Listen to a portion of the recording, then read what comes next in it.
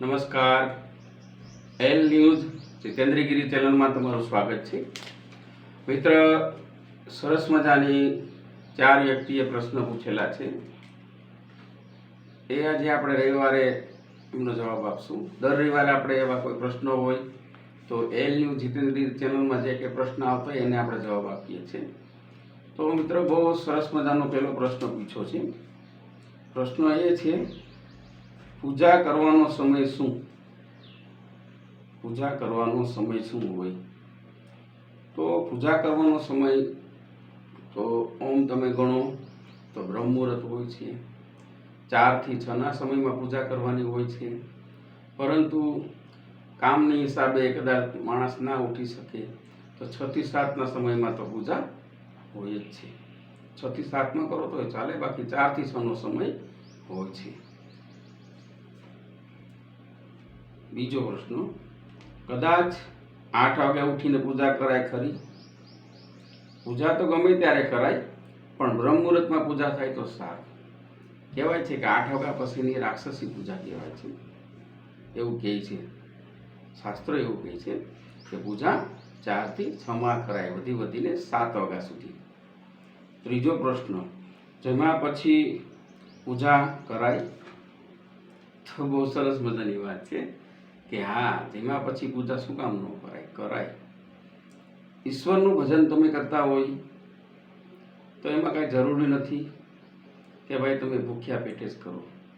હા, તમે જમીને પણ પૂજા કરાય. ભૂખ્યા પેટે થાય તો સારું, પરંતુ ઘણા માણસને સવારે ચા પીવાની ટેવ હોય, નાસ્તો કરવાની ટેવ હોય, એને પછી એમ કે પૂજા પાઠ કરી શકે તો કરાય. ભગવાનનું ભજન તો ગમે ત્યારે કરાય, એવું જરૂરી નથી. ત્રીજો પ્રશ્ન, એકટાણા કરવાથી શું ફાયદો? તો મિત્રો, બીજો ફાયદો તો મને ખબર નથી, પણ એ વૈજ્ઞાનિક એમ કહે કે અઠવાડિયામાં એક વખત તો પેટ આપણું ખાલી રહેવું જોઈએ.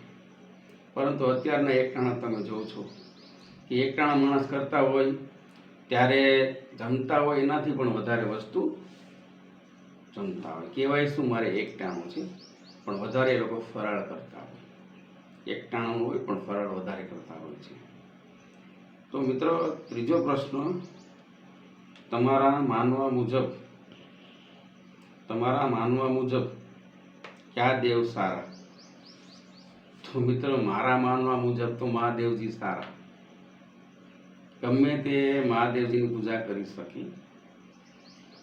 બાકી તો તમે કોઈ પણ દેવની પૂજા કરી શકો, તમને જે અનુકૂળ હોય દેવની પૂજા કરી શકો. પરંતુ કોઈ પણ વસ્તુ એક, તું ही તું. મહાદેવ તો તું ही તું. માતાજી તો તું ही તું.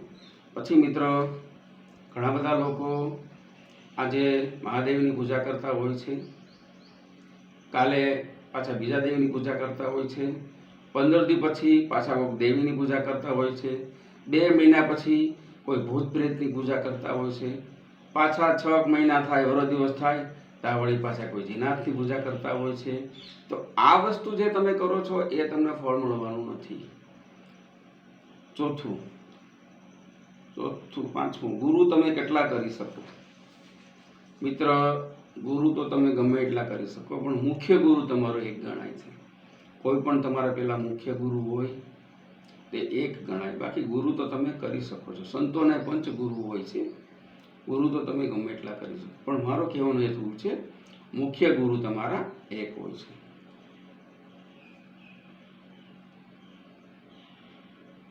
છઠ્ઠો પ્રશ્ન, સરસ મજાનો પ્રશ્ન છે કે માંસ મટ્ટી ખાનાર વ્યક્તિ પૂજા કરી શકે?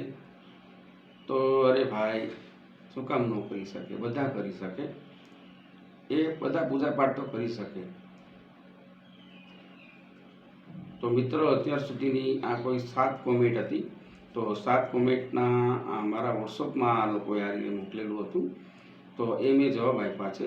તો ખરેખર તમે, હું માનું ક્યાં સુધી કે તમારે પ્રશ્નો બધા બરાબર છે. આ રીતે પ્રશ્ન પૂછતા રહ્યો, જે મને ખબર હશે તે તમને હું કહીશ.